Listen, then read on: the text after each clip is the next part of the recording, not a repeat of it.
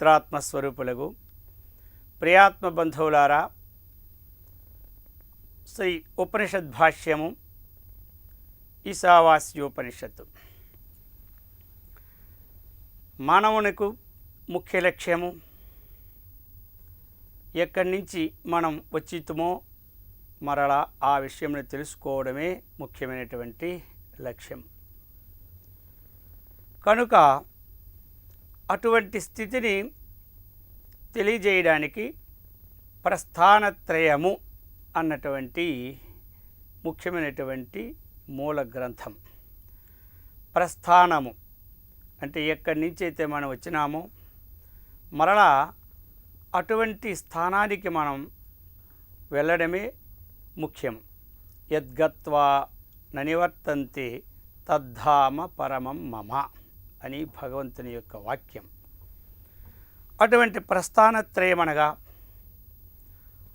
బ్రహ్మసూత్రములు, ఉపనిషత్తులు, భగవద్గీత, ఈ మూడు కూడా మోక్ష మార్గమునకు హేతువులనమాట. అందులో బ్రహ్మసూత్రములు 555. ఈ సూత్రములను శ్రీ వేదవ్యాస మహర్షుల వారు రచించిరి. దీనికి భాష్యమును శ్రీ జగద్గురు ఆది శంకరాచార్యుల వారు వ్రాసిరి. ఆ ప్రకారముగా భగవద్గీత 18 అధ్యాయములు. శ్రీకృష్ణ భగవానుడు అర్జునునికి ఉపదేశించినటువంటిది భగవద్గీత. ఈ భగవద్గీత కూడా భాష్యమును శ్రీ ఆదిశంకరాచార్యుల వారు వ్రాసిరి. ఆ విధముగా ఉపనిషత్తులు ఇవి 108. వీటిలో 10 ఉపనిషత్తులు ముఖ్యమని భావించి వాటి యొక్క సారాంశమంతా 10 ఉపనిషత్తులలోనే ఉన్నదని అవలోకించి దశోపనిషత్తులకు భాష్యమును శ్రీ జగద్గురు శంకరాచార్యుల వారు అనువదించిరి, వ్రాసిరి. ఆ విధముగా ఇవి కాక శ్రీ విష్ణు సహస్రనామమును కూడా భాష్యమును వ్రాసిరి. ఇవి కాక అనేకమైనటువంటి ప్రకరణ గ్రంథములు, వివేక చూడామణి, అపరోక్షానుభూతి ఇత్యాదులు కూడా గ్రంథములను అందరికీ అర్థమైనట్లు తెలియడానికి రచించిరి. ఇవే కాక అనేకములైనటువంటి భక్తిపరములైనటువంటి శ్రీదేవి అపరాధ క్షమాపణ స్తోత్రము ఇత్యాది స్తోత్రములను కూడా వారు చక్కగా వ్రాసిరి. ఇక ఈ ఉపనిషత్తులన్నవి ఎక్కడ ఉన్నవి, వీటి యొక్క విషయం ఏమిటి అన్నటువంటిది మొట్టమొదట మనం తెలుసుకుందాం. ప్రపంచంలో ఉన్నటువంటి మానవ మాతృలకు ప్రమాణ గ్రంథము వేదము. మనందరికీ కూడా ప్రమాణ గ్రంథము ఏది అంటే ఏం చెప్పాలి? వేదము. వేదము అన్నది ప్రపంచంలో 14 భువనములు అని పూర్వం చెప్పి ఉన్నారు. ఇప్పుడు ఎన్ని దేశాలైతే ఉన్నాయో అన్ని దేశముల్లో కూడా ఉన్నటువంటి మనుష్యులందరికీ కూడా ప్రమాణ గ్రంథము అంటే వేదము. అది వేదో అఖిలో ధర్మమూలం శాస్త్రం చెప్తుంది. అఖిల ధర్మాలకి మూలము వేదము అన్నటువంటి విషయాన్ని చెప్తుంది. వేదము అంటే అర్థం ఏమిటి? ఇష్టప్రాప్తి అనిష్ట పరిహారయో అలౌకికం ఉపాయం యో గ్రంథ వేదయతి జ్ఞాపయతి స వేద అని చెప్పింది శాస్త్రం. తైత్రీయ సంహిత భాష్యములో కూడా ఈ విషయాన్ని స్పష్టంగా తెలియజేసి ఉన్నారు. ఇష్టప్రాప్తిని అనిష్ట పరిహారాన్ని. ఇష్టప్రాప్తి అంటే యజేత స్వర్గకామః.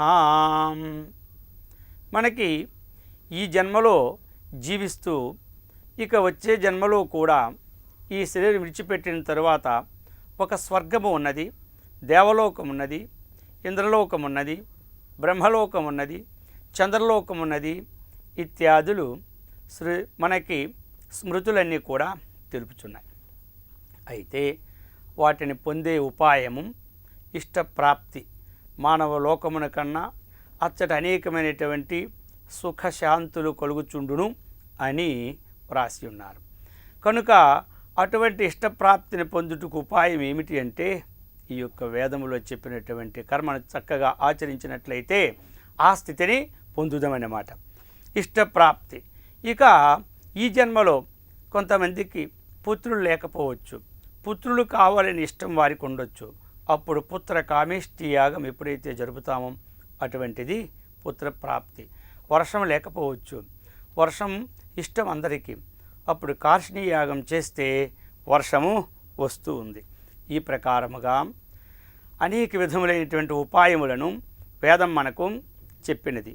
కాబట్టి ఇష్టప్రాప్తిని, ఇక అనిష్ట పరిహారాన్ని కూడా చేస్తుంది. అనిష్టము అంటే మనకి దుఃఖములు వస్తాయి, ఆ విధం అనేక బాధలు వస్తాయి, అనేకమైనటువంటి సంకటాలు కలుగుతాయి. వీటి పరిహారానికి కూడా ఏ విధంగా ఏ క్రియ చేస్తే వేదంలో చెప్పినటువంటిది అటువంటి అనిష్ట పరిహారం కూడా జరుగుతున్నదన్నమాట. అందుకోసరం ఇష్టప్రాప్తి అనిష్ట పరిహారయోహో అలౌకికం ఉపాయం, అలౌకికమైనటువంటి ఉపాయాన్ని ఏ గ్రంథమైతే చెబుతుందో, ఏ గ్రంథమైతే జ్ఞాపకం చేస్తుందో అదే వేదము. ఈ విధముగా అలౌకిక పదేన ప్రత్యక్ష అనుమానే వ్యావర్తతే, అంటే ప్రత్యక్షము ద్వారా అనుమితి ద్వారా ఏ వస్తువు అయితే మనకి బోధపడదో, ఏ వస్తువునైతే మనము తెలుసుకోలేమో అటువంటి ఏన విదంతి వేదేన తస్మాద్వేదస్య వేదత అని శాస్త్రం చెప్పింది. ప్రత్యక్షేణ అనుమిత్యావా యస్తూపాయో నబుధ్యతే ఏన విదంతి వేదేన తస్మాద్వేదస్య వేదత. ప్రత్యక్షము ద్వారా వస్తువును తెలుసుకోలేనప్పుడు, అనుమానము ద్వారా వస్తువును తెలుసుకోలేనప్పుడు ఈ యొక్క శృతి ద్వారా ఆ వస్తువు జ్ఞాపకం చేసి దాన్ని పొందిన ఉపాయాన్ని చెబుతుంది. కాబట్టి అది వేదము అని చెప్పి ఉన్నారు. ఇంకా చెప్తున్నారు, సకల దేవతానాం ధర్మస్య పరబ్రహ్మతత్వస్య చ ప్రతిపాదకం వేదం. సకల దేవతల యొక్క ధర్మాలని, ఆ పరబ్రహ్మతత్వాన్ని గోచరింప చేయటానికి ఉపాయాన్ని తెలిపినటువంటి గ్రంథము, శాస్త్రము అదే శృతి, అదే వేదము. అటువంటి వేదము మనకి ఋగ్వేదము, యజుర్వేదము, సామవేదము, అథర్వణ వేదము అన్నటువంటిది 4 విధములుగా ఉన్నది. ఋక్కు అంటే రుచ్యతే, స్తూయతే, దేవత, యయా సా ఋక్కు. కాబట్టి రుచస్తుతౌ ఇతి ధాతోః ఋక్ శబ్దః ఉత్పన్నం భవతి. ఈ ప్రకారముగా ఏదైతే స్తుత్యర్థకమైనటువంటి మంత్రానికి రుక్కు అని పేరనమాట. దేవతలని స్తుతి అంటే స్తోత్రం చేయటం, అటువంటి ద్వారా ఏ విధానం అయితే జరుగుబడుతుందో ఆ విధానాన్ని రుక్కు అని అంటారనమాట. జైమిని కూడా ఏహ పాదవ్యవస్థ అస్తి స రుక్కు, ఎక్కడైతే ఆ పాద వ్యవస్థ ఉంటున్నదో దాని పేరు కూడా రుక్ అని చెప్పితిరి. అర్చ్యతే ప్రశస్యతే అనేన దేవ విశేష ఇది రుక్. రుక్ శబ్దానికి ఇవన్నీ కూడా అర్థాలన్నమాట. అర్చ్యతే, ప్రశస్యతే, ఏది చక్కగా ప్రశస్యమైనదో అటువంటి దేవ విశేషాన్ని ఏది వర్ణిస్తున్నదో అటువంటి దాన్ని రుక్కు అని మనకి చెప్పి ఉన్నారన్నమాట. ఆ విధముగా ఈ యొక్క ఋగ్వేదములో ఉన్నటువంటి శాఖలను కూడా చెప్తూ ఉన్నారు. 21 శాఖలు ఋగ్వేదములో ఉన్నాయి. అలాగని అష్టకాని 8, అధ్యాయాలు 64, వర్గాలు 2006, అనువాకములు 85, సూక్తములు 1017, మంత్రాలు 10,580 మంత్రాలు. ఆ శబ్ద సంఖ్యలు 15,326. అవి అక్షర సంఖ్యలు తీసుకుంటే ఎన్ని అక్షరాలు ఉన్నాయంటే 4,32,000 అక్షర సంఖ్య ఇది. కాబట్టి ఈ ఋగ్వేదానికి ఉపవేదం ఏమిటంటే ఆయుర్వేదం అన్నమాట. ఈ విధముగా ఈ ఋగ్వేదం. ఇక యజుర్వేద విషయాన్ని తెలుసుకుంటాం. యజుర్వేదము అంటే యజ్ఞపరాలైన మంత్రాలకి యజ్ఞము అంటే యజము, యజధాతు అనమాట, అది పేరు అనమాట. యజుశబ్ద.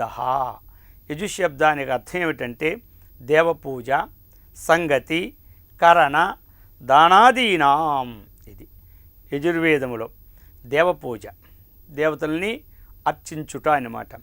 సంగతి, ఆ జీవ బ్రహ్మైక్యులకు ఏ విధముగా ఐక్యాన్ని పొందించటమో ఆ విషయాన్ని కూడా తెలిపినటువంటిది.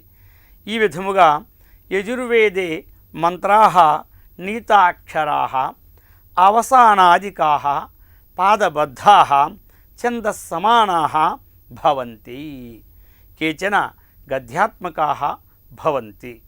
ఈ యొక్క యజుర్వేదములో మంత్రాలన్నీ కూడా ఒక నీతమైనటువంటి అక్షరము కలిగి ఉంటాయన్నమాట. అవన్నీ కూడా ఆ పంక్తికి ఆ అవసానాన్ని చక్కగా తెలుపుతాయన్నమాట. అవి పాదబద్ధంగా ఉంటాయన్నమాట. ఛందస్సులు కూడా సమానంగా ఉంటుందన్నమాట. ఈ ప్రకారముగా ఉంటూ కొన్ని మంత్రాలు గద్యాత్మకం కూడా ఉంటాయన్నమాట. అయితే ఈ ఒక్క యజుర్వేదం మాత్రం ద్వివిధ, రెండు విధాలన్నమాట. శుక్ల యజుర్వేదం, కృష్ణ యజుర్వేదం అని చెప్తున్నది. ఇక శుక్ల యజుర్వేదము, కృష్ణ యజుర్వేదం, మనమంతా కూడా ఈ యొక్క ప్రదేశంలో, దక్షిణ ప్రదేశంలో ఎక్కువగా ఈ కృష్ణ యజుర్వేదాన్నే శీలిస్తారు.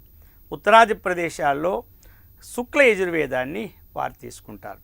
అధ్యాయాలు శుక్ల యజుర్వేదములో 40, అనువాకాలు 303, ఖండికలు 1975, శాఖలు 100, కేచన 94 శాఖలని కూడా చెబుతారన్నమాట. ఆ విధంగా కృష్ణ యజుర్వేదములో కూడా కాండాహ 7, ప్రపాఠకులు 44, అనువాకాలు 651, ఖండికలు 2198, పదాలు 1,09,287, అలాగనే అక్షరాలు 2,53,868. ఈ ప్రకారముగా ఈ యొక్క వేద సంపుటములు మనకి ఏ ఫండమెంటల్ ఏది కావలసిన రూల్స్ అంతా కూడా ప్రపంచంలో వేదము నుండి గ్రహించినదే. ఆ వేద అనుసరణ ప్రకారమే ఈ రోజుల్లో మనకి ఏ వస్తు జాతము కూడా పుట్టడము కానీ, వస్తు నిర్మాణము కానీ, ఇప్పుడు మనకు నడుస్తున్నటువంటి ఫ్యాక్టరీలు కానీ, అనేకమైనటువంటి విషయ సమూహాలన్నిటికీ కారణం వేదము. ఇటువంటి స్థితిని ఆ యొక్క వేదమాత మనకు అనుగ్రహించి సదా రక్షించుగాక. ఓం శాంతి శాంతి శాంతి. హరి ఓం తత్సత్. పవిత్రాత్మ స్వరూపులకు ప్రియాత్మ బంధువులారా, ఉపనిషద్ భాష్యము ఈశావాస్యోపనిషత్తు. ఇందులో వేదము నుంచి ఉపనిషత్తులు ఉన్నవి అన్నటువంటి విషయాన్ని తెలియపరుచుకుంటూ, ఆ యొక్క వేద విభాగాల్ని తెలియపరుచుకుంటూ ఋగ్వేదము, యజుర్వేద విషయాల్ని నిన్న మనం తెలియజేసుకున్నాం. ఇక ఈ దినం సామవేద విషయాన్ని తెలియపరుచుకుంటాం. సామవేదం యత్కలు సాధు తత్సామా. శృతి వేదం చెప్తుంది యత్కలు సాధు. సాధు అంటే చక్కనైనటువంటి పదజాలములతో, చక్కనైనటువంటి విషయముతో ఉన్నటువంటిది అన్నమాట. లోక వ్యవహారే సామనామ ప్రియం వార్తాలాప అని పేరన్నమాట. లోక విషయంలో సామనామా అని చెప్తారు. ప్రియంగా ఏ వార్తాలాపం అయితే ఉంటుందో దానిని సామ అంటారు. సామ ఇతి పదస్య గాన ఇత్యర్థ. సమపదానికి గానము అని అర్థం అన్నమాట. గీతిషు సామాఖ్యాని జైమిని కూడా ఒక సూత్రాన్ని తెలియపరిచి ఉన్నారు. సామ్నహాం ఉద్గీతో రసః. ఉద్గీతం అంటే ఓంకారము యొక్క ధ్వని అన్నమాట. సామాని యో వేత్తి సవేద తత్వం. ఎవరైతే ఈ సామాల్ని అంటే ఈ సమవేదాన్ని చక్కగా ఈ గీతుల్ని తెలుసుకుంటారో వారు తత్వం వేద, అటువంటి వారు యథార్థ స్వరూపమును తెలుసుకున్నవారని ఈ యొక్క వేదం యొక్క అర్థాన్ని చెప్తూ ఉన్నారు. ఈ సామవేదములో పూర్వార్చికము, ఉత్తరార్చికమని 2 విభాగాలన్నమాట. పూర్వార్చికములో ప్రపాఠకాహ 6, దశితః 59, మంత్రాహ 585, అధ్యాయములు 6. ఉత్తరార్చికములో ప్రపాఠకములు 9, దశితలు 120, మంత్రాలు 1220, అధ్యాయములు 22. వేదానాం సామవేదో అస్మి అని భగవంతుడు కూడా చెప్పి ఉన్నారు. ఈ ప్రకారముగా ఉద్గీతః ఓంకారః ప్రణవః సర్వవేదేషు అని భగవంతుడు చెప్పి ఉన్నారు. నియమపూర్వకముగా గానము చేయబడే మంత్రాలకు సామమని పేరు అన్నమాట. ఇక 3 వేదాల విషయాలను మనం వివరించుకున్నాం. 4వ వేద విషయం అథర్వణ వేదం. అథర్వణ వేదము అంటే చెప్తున్నారు, అయం అంటే అయం వేద, ఈ వేదము ఆముష్మికేన సహా హైకస్యాపి సమప్రాధాన్యం దదాతి. ఆముష్మికం ఐహికం, ఇహ లోక సంబంధాన్ని ఐహికం అంటారు, పరలోక సంబంధాన్ని ఆముష్మికము అంటారన్నమాట. అటువంటి విషయాలని చక్కగా మనకి అందివ్వడానికి తగినటువంటి ఉపాయాలన్నీ కూడా ఈ అథర్వణ వేదానికి సంబంధించినవి. ధర్వ అంటే శబ్దమునకు కుటిలత ఇత్యర్థః. నాథర్వ అథర్వ అంటే కుటిలము లేనటువంటి విషయాన్ని ప్రతిపాదించినటువంటిది అథర్వణ వేదము అని అర్థము. అథర్వ వేద బ్రహ్మప్రాప్తే రుజుమార్గం బోధయతి. ఈ అథర్వవేదము కూడా ఆ బ్రహ్మప్రాప్తిని తెలియజేసినటువంటిది, సత్యమార్గాన్ని బోధించినటువంటి విషయాలు ఇందులో కూడా ఉన్నాయి.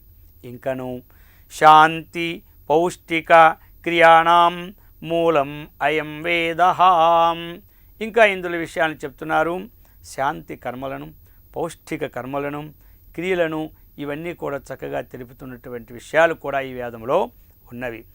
అథర్వాంగీరసః బ్రహ్మవేదః ఇతి నామాని సంతి.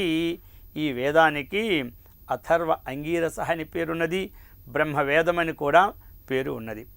రాష్ట్ర రక్షణస్య రాజ్యాభివృద్ధేః దేశశాంతి ఇత్యాదయః అస్మిన్ వేదే సంతి.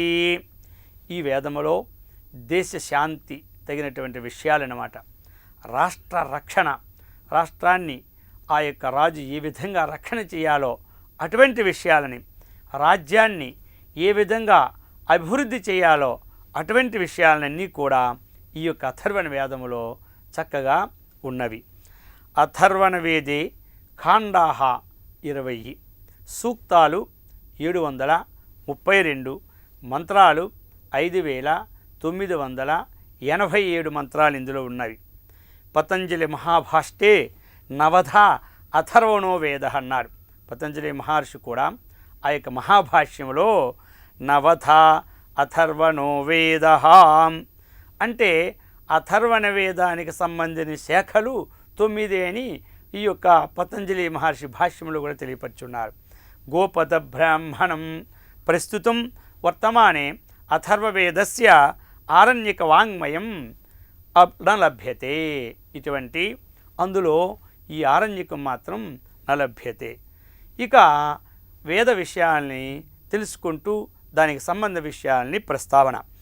అరణ్యాధ్యాయనాధీత ఆరణ్యకం ఇతీర్యతే అరణ్యే తదధీయతేతి ఏవం వాక్యం ప్రవక్ష్యతే చెప్తూ ఉన్నారు.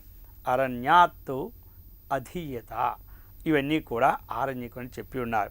ఏతే ప్రతి వేదే భవంతి.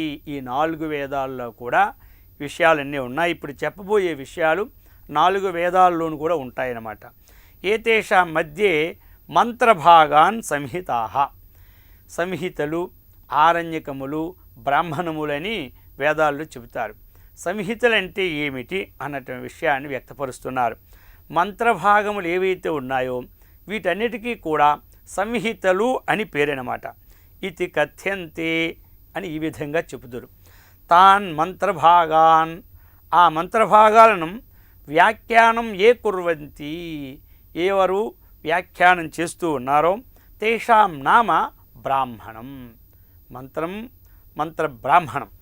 ఇక ఉపాసనానాం కృతే ప్రకటీకుర్వంతి ఆరణ్యకాః, ఆరణ్యకములు అంటాం.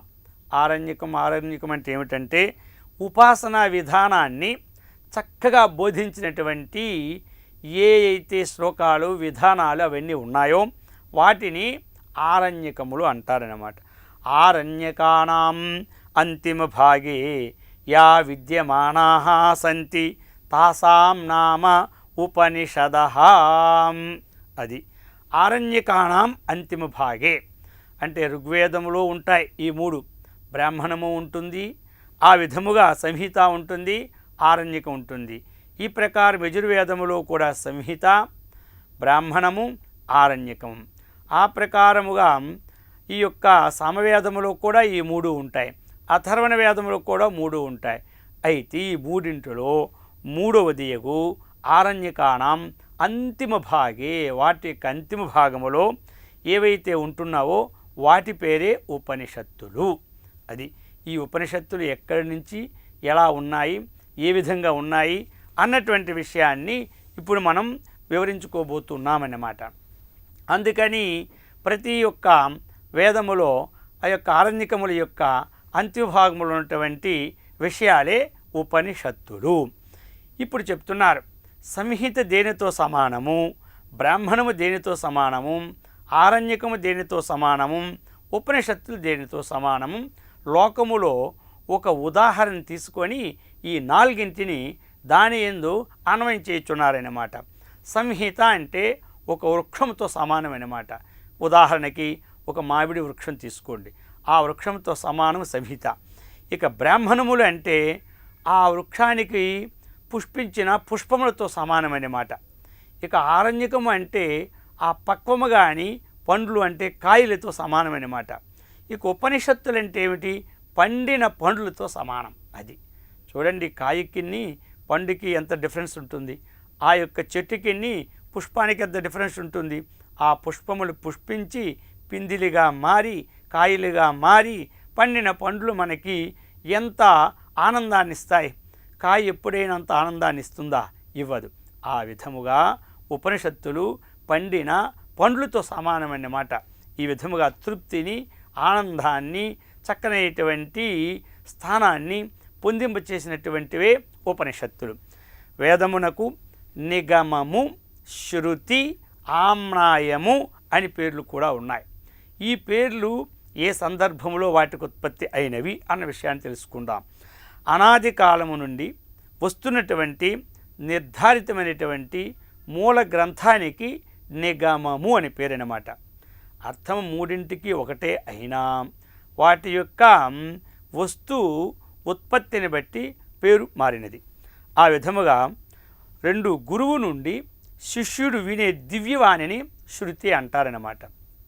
శృతి అంటే ఎప్పుడు ఆ పేరు వచ్చిందంటే గురువు గారు ఎప్పుడైతే శిష్యుడికి చెప్తున్నారో ఆ యొక్క దివ్యవాణి ఇతడు వింటూ ఉంటే దాన్ని శృతి అన్నారు. ఆవృత్తి ద్వారా, మననము ద్వారా నేర్చుకోబడే విద్యకు ఆమ్నాయమని పేరు. అది ఆవృత్తి అంటే మాటి మాటికి కూడా దానిని అనుకోవాలి. ఓం గణానాన్త్వా గణపతిం హవామహే అన్నాం, దానిని 10 సార్లు అనుకునే ఉంటుండాలి. సరే, అనుకున్న తర్వాత వంట పట్టిందా లేదని మనం అప్పుడప్పుడు మననం చేసుకుంటుండాలి. నడుస్తున్నా, కూర్చుంటున్నా, ఇటువంటి స్థితిని ఆమ్నాయము అని పేరు. ఇక ఇంతవరకు వేద స్వరూపాన్ని మనం తెలియజేసుకుంటూ వేదం యొక్క అంతిమ భాగములో ఉన్నటువంటివి ఉపనిషత్తులను చెప్పుకుంటున్నాం. ఇక వేదము అన్నది చెప్తున్నారు ఒక్కటే ఉండేది పూర్వం, అన్నీ కలిసి వేదము. అది అయితే ఈ అన్నీ కలిసి ఒకే ఒక్క మూలరాశిగా ఉన్నప్పుడు దాన్ని అధ్యయనం చేయడానికి కానీ అవగాహన చేసుకోవడానికి కానీ కష్టమయ్యేదనమాట. అప్పుడు ద్వాపర యుగంలో కృష్ణద్వైపాయనుడకు వ్యాస మహర్షి ఉద్భవించి ఆ వేదరాశిని ఏ మంత్రాలు దేనికి సంబంధమైనవి అన్నటువంటివన్నీ కూడా ఆలోచించి గొప్పగా పరిశ్రమ చేసి 4 వేదాలుగా విభజించాడు. అందుకని అతనికి వేద వ్యాసుడు అని పేరు వచ్చిందనమాట. వ్యాసుల వారే మొట్టమొదట ఈ వేదాలని అందరికీ అందుబాటులో ఏ కర్మ చేయడానికి ఏ విధంగా ఏ మంత్రాలు ఉపయోగపడతాయో అవన్నీ ఒక సంక్షిప్తంగా ఒక రాశిగా 4 రాశులుగా తయారు చేశాడు. చేసి వాటికి పేర్లు పెట్టాడు. ఋగ్వేదము, యజుర్వేదము, సామవేదము, అథర్వణ వేదమని. అటువంటివి 4 వేదాలుగా విభజించారు ఇవి ప్రకారముగా. ఇక ఈ వేదములను తరువాత ఆ యొక్క వ్యాస మహర్షుల వారు తన శిష్యులైనటువంటి పైలుడు, వైశంపాయనుడు, జైమిని, సుమంతుడు అనే 4 శిష్యులకు క్రమముగా బోధించాడనమాట. ఈ 4 ఏ క్రమముగా ఋగ్వేదము, యజుర్వేదము, సామవేదము, అథర్వవేదం ఏ వరుసలో ఉన్నాయో ఆ ప్రకారముగా మొదటి నుంచి పైలుడు, వైశంపాయనుడు, జైమిని, సుమంతుడు ఈ 4కి ఈ 4 వేదాలని చక్కగా బోధించాడు. వేదము త్రికాండాత్మకము. ఇక వేదం ఏమిటి? మనకి 3 విధాలు. ఎలా అంటే కర్మకాండ, ఉపాసనాకాండ, జ్ఞానకాండ. ఇక ఏదైతే మనకి ఏ ప్రకారముగా గృహస్థాశ్రములు ఏ ధర్మాలు పాటించాలి, సన్యాసాశ్రమం ఏ ధర్మాలు పాటించాలి, వానప్రస్థాశ్రమం ఏ ధర్మాలు పాటించాలి, బ్రహ్మచర్యములు ఏ ధర్మాలు పాటించాలి అని మానవుడు ఆచరించవలసిన విషయాలన్నీ చక్కగా కర్మనుద్ధి చెప్పారు కాబట్టి కర్మకాండ. ఇక ఉపాసనాకాండ విషయాన్ని రేపు మళ్ళీ చెప్పుకుందాం. అటువంటి స్థితిని చక్కగా మనకి ఆ యొక్క శృతిమాత ప్రసాదించుగాక. ఓం శాంతి శాంతి శాంతి. హరి ఓం తత్సత్. ఓం. పవిత్రాత్మ స్వరూపులకు ప్రియాత్మ బంధువులారా, ఉపనిషద్ భాష్యము ఈశావాస్యోపనిషత్తు. ఇంతవరకు కూడా ఈ ఉపనిషత్తులు ఆరణ్యకముల యొక్క అంతిమ భాగములు ఉన్నటువంటి విషయములని అనుకున్నాం. ఇక వేదం అనేది త్రికాండాత్మకము. కర్మకాండ, ఉపాసనాకాండ, జ్ఞానకాండ అథవా ద్వివిధా నిష్ఠా పురా ప్రోక్త అని చెప్పిన ప్రకారముగా కర్మకాండ, జ్ఞానకాండని 2 విధాలుగా కూడా తీసుకోవచ్చు. ఉపాసన కూడా కర్మలో అంతర్గతము అని కొంతమంది చెప్పేదారు. కాబట్టి ద్వివిధ నిష్ఠ అంటే కర్మకాండ, జ్ఞానకాండని తీసుకోవచ్చు. అథవా జ్ఞానకాండ, ఉపాసనాకాండ, కర్మకాండని కూడా తీసుకోవచ్చు. ఈ విధముగా కర్మను ప్రతిపాదించి మానవునికి ఏ కర్మలు ఏ విధంగా చేయాలో అన్నటువంటి శరీర ఉపాధికి సంబంధించినటువంటిది, లోక విజ్ఞానమును వనర్చినటువంటిది అటువంటి కర్మ ప్రతిపాదకాన్ని తెలియజేసింది కర్మకాండ. ఇక శరీరాన్ని నడిపేవాడు ఒకడు ఉన్నాడు, అతనికి సంబంధమైన విషయాన్ని తెలియపరిచేది జ్ఞానకాండ అన్నమాట. ఈ విధముగా ఈ జ్ఞానకాండనే వేదాంతము అందురు అన్నమాట. వేదము యొక్క అంతిమ భాగములో ఉన్నటువంటి విషయము కాబట్టి దీనిని వేదాంతము అథవా ఉపనిషద్భాగము అందురన్నమాట. వేదాంతం అంటే శృతి శిరోభాగే బ్రహ్మ ప్రతిపాదకే ఉపనిషద్రూపే. శృతి యొక్క శిరోభాగం అన్నమాట. ఆ విధంగా బ్రహ్మను ప్రతిపాదించే విషయం అన్నమాట. అదే ఉపనిషత్ రూపం అన్నమాట. ఉపనిషత్తు బ్రహ్మ మధ్య అభేదమే కానీ భేదం అనేది లేదన్నమాట. ఇక ఉపనిషత్తులన్నీ కూడా ఒక్కొక్క వేద శాఖకు ఒక్కొక్కటిగా ఉన్నదని ఆ ప్రకారం చెప్తున్నారు. ఒక్కొక్క వేద శాఖకి ఒక్కొక్కటి ఉన్నదని. అయితే ఈ వేద శాఖలు కూడా ఈ ప్రకారముగా 1180 శాఖలని మనకి చెప్తున్నారు. ఆ విధంగా ఈ ఉపనిషత్తులు కూడా 1180 ఉపనిషత్తులని ముక్తికోపనిషత్తు చెప్తున్నదన్నమాట. అయితే అవన్నీ ఇప్పుడు మనకి అందుబాటులో కూడా లేవు. ప్రస్తుతము థియోసఫికల్ పబ్లిషింగ్ హౌస్ అడయారు వారి ద్వారా ప్రకాశితమైనటువంటివి 200 ఉపనిషత్తులు ఉన్నవని మనకి వారి ప్రకాశం ద్వారా తెలుస్తున్నది. అయితే ప్రస్తుతము మనందరికీ కూడా దేశంలో అందుబాటులో ఉన్న ఉపనిషత్తులు 108 ఉపనిషత్తులు మాత్రం లభ్యమవుతున్నవి. అవి ఉన్నాయి ఇప్పుడు ప్రస్తుతం అన్నమాట. ఈ ప్రకారముగా ఇక మనము అందుబాటులో ఉన్న విషయాన్ని మొట్టమొదటి మనం తెలుసుకోవాలి కాబట్టి, వాటిని ఆశ్రయించాలి కాబట్టి 108 ఉపనిషత్తులు మాత్రం మనకి ప్రస్తుతం లభ్యమవుతున్నాయి. వాటి యొక్క విషయాలను కూడా మనం చూస్తూ ఉన్నాం.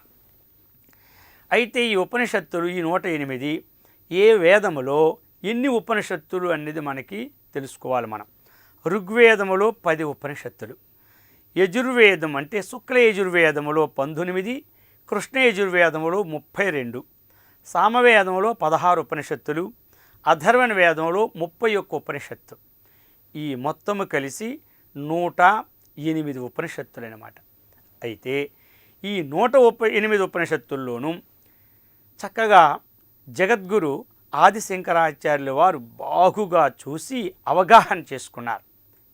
వారు చక్కగా అన్ని ఉపనిషత్తుల్ని అవగాహన చేసుకొని వాటిలో సారాంశంగా ఉన్నటువంటి అంటే 108 ఉపనిషత్తుల యొక్క సారాంశము 10 ఉపనిషత్తుల్లో ఎన్నుకొని ఆ 10 ఉపనిషత్తులకు శ్రీ శంకర భగవత్పాదుల వారు భాష్యమును వ్రాసిరి. అయితే అంత అల్ప వయస్సులో ఎలా రాశారంటే వారి జీవిత చరిత్ర చెప్పారు. అష్టవర్షే చతుర్వేదో ద్వాదశే సర్వశాస్త్రవితు షోడశే కృతవాన్ భాష్యం ద్వాత్రింశో మునినారిత్యగాతు చెప్పారు. అష్టవర్షే చతుర్వేద అంటే 8 సంవత్సరముల్లో 4 వేదాలని చక్కగా చదివినటువంటి వారు. చదవడమే కాదు దానిని అవగాహన చేసుకుంటూ వాటిని బుద్ధికి పట్టించిన వారన్నమాట. ఈ రోజుల్లో ఒక్క వేదము చదవాలంటే 12 సంవత్సరాలు పడుతుందన్నమాట. అది మరి మనసుకు ఎక్కాలంటే ఎంతకాలం పడుతుందో భగవంతుడికి ఎరుక. అటువంటి ఆ సందర్భంలో వారు 8 సంవత్సరాల్లో 4 వేదాలని చక్కగా అవగాహన చేసుకుని వాటిని కంఠస్థం కూడా చేసుకున్నారన్నమాట. అష్టవర్షే చతుర్వేద ద్వాదశే సర్వశాస్త్రకృతు 12 సంవత్సరముల్లో సమస్తమైనటువంటి శాస్త్రాలని చక్కగా చదివారన్నమాట. షోడశే కృతవాన్ భాష్యం 16 సంవత్సరముల్లో వయస్సులో ఈ యొక్క భాష్యాలన్నీ రచించారు. 32 సంవత్సర వయస్సులో వారు ఈ యొక్క శరీరాన్ని విడిచిపెట్టారు. అంటే అంతర్ధానమైనారు, ఐక్యమైనారు అని చెబుతారు. ఈ ప్రకారముగా అటువంటి మేధా సంపన్నులైన వారు ఈ యొక్క 10 ఉపనిషత్తులకి వారు చక్కగా భాష్యాన్ని వ్రాశారు. ఆ 10 ఉపనిషత్తులు ఏమిటి అనగా ఈశ, కేన, కట, ప్రశ్న, ముండ, మాండూక్యతైత్తిరిహీం ఐతిరేయంచ చాంద్యోగ్యం బృహదారణ్యకం దశాం. ఈ దశోపనిషత్తులు ఇప్పుడు మనకి భారతదేశం అంతా కూడా చక్కగా ప్రచురితమై ఉంటున్నవి. ఈశావాస్యోపనిషత్తు, కేనోపనిషత్తు, కఠోపనిషత్తు, ప్రశ్నోపనిషత్తు, ముండకోపనిషత్తు, మాండూక్యోపనిషత్తు, తైత్రేయోపనిషత్తు, ఐతిరేయోపనిషత్తు, చాందోగ్యోపనిషత్తు, బృహదారణ్యకోపనిషత్తు 10 ఉపనిషత్తులు. ఈ యొక్క వేదాంతంలో ఈ 10 ఉపనిషత్తులు కూడా చక్కగా అవగాహన చేసుకున్నప్పుడు మానవునకు పరమలక్ష్యమైనటువంటి తత్వాన్ని సులభంగా తెలుసుకుంటారు. ఇక ఉపనిషత్తు అంటే అర్థాన్ని మనం తెలుసుకోవాలి. ఇంతవరకు క్రమంగా వస్తూ ఉపనిషత్తును వివరించుకున్నాం. ఉపనిషత్తు ఇది ఏ విధంగా శబ్దము తయారైనది, ఇందులో ధాతువు ఏమిటి అన్నటువంటి విషయాన్ని తెలుసుకుంటాం. ఉప అనేది ఒక ఉపసర్గ, ని అనేది ఒక ఉపసర్గ, ఉపసర్గ పూర్వక సద్దులు విశరణ, గతి, అవసాదనం అని చెప్పింది శాస్త్రం. అంటే సదేర్ ధాతో విశరణ గతి అవసాధన అర్థస్య ఉప ని పూర్వస్య క్విప్పు ప్రత్యాంతస్వరూపం ఉపనిషత్ ఇది.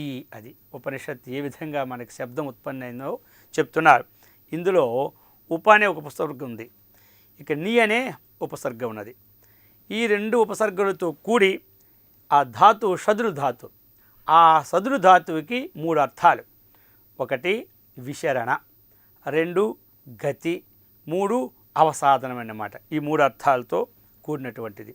అయితే ఇప్పుడు మనం ఉప అంటే సమీపం అని అర్థం. ఉప సమీపే నీ నితాంత అంటే మిక్కిలి సమీపం అన్నమాట. పరమాత్మ యొక్క సమీపమును వర్ణింపచేసినటువంటి విషయం. ఇక విశరణం అంటే ఏమిటి? శిథిలము అని అర్థం. శిథిలం అంటే ఒక 100 సంవత్సరాల ఇల్లు కట్టిన తరువాత, లేక ఒక బ్రిడ్జి కట్టిన ఒక 200 సంవత్సరాల తరువాత అదేమవుతుంటుంది? కొంచెం కొంచెం కొంచెం ఆ యొక్క సున్నము అవన్నీ కూడా రాలుతూ ఉంటాయి. అప్పుడు మనం ఊహించేమంటాం? శిథిలమవుతున్నది అని అంటాం. ఆ విధంగా శిథిలమైన తరువాత కొన్నాళ్ళకి అవసాదనం. అవసాదనం అంటే నాశము. ఇక గతి అంటే ప్రాప్తి. అయితే మూడు చెప్పుకున్నాం. సమన్వయం దేనిది చేసుకోవాలంటే మనకి అనేక జన్మల నుండి తన్నెవరో తాను తెలుసుకోకుండా చేయడానికి హేతుభూతమైనటువంటి అజ్ఞానము మనకు బాగా నాటుకొని ఉందన్నమాట. అది ఆ అజ్ఞానము శిథిలము కావాలంటే ఈ ఉపనిషత్తుని ఎవరైతే చక్కగా ఆశ్రయిస్తారో, ఈ ఉపనిషత్తుని ఎవరైతే చక్కగా శ్రవణం చేస్తారో, మననం చేస్తారో, నిధిధ్యాసనం చేస్తారో అటువంటి వారికి అవిద్యా గ్రంథి అనేది నాశనం అవుతుందన్నమాట. ఇక నాశనం అంటే ఏమిటి? మొట్టమొదట శిథిలమవుతుంది. అంటే ప్రాపంచిక విషయ వాసనకు హేతుభూతమైనటువంటి ఆ అజ్ఞానము కొద్ది కొద్దిగా నష్టం అవ్వడం ప్రారంభం అవుతుంటుంది. అయి చివరికి ఏమవుతుంది? అవసాదనం అంటే పూర్తిగా ఒక రోజుకి నాశమైపోతుంది. మరి నాశమైపోతే మనకు వచ్చే లాభం ఏమిటంటే గతి. గతి అంటే ప్రాప్తి. ప్రాప్తి అంటే ఏమిటి? జ్ఞాన ప్రాప్తి అథవా మోక్ష ప్రాప్తి. అది ఆ మోక్ష ప్రాప్తి స్థానం. యతో వా ఇమాని భూతాని జాయంతే ఏన జాతాని జీవంతి యత్ ప్రయత్యభిసంవిసంతీతి తజ్జిజ్ఞాసస్వాం తతు బ్రహ్మ. అది అన్నమాట. అటువంటి బ్రహ్మజ్ఞాన ప్రాప్తి మనకు కలుగుతుంది. ధర్మము, అర్థము, కామము, మోక్షము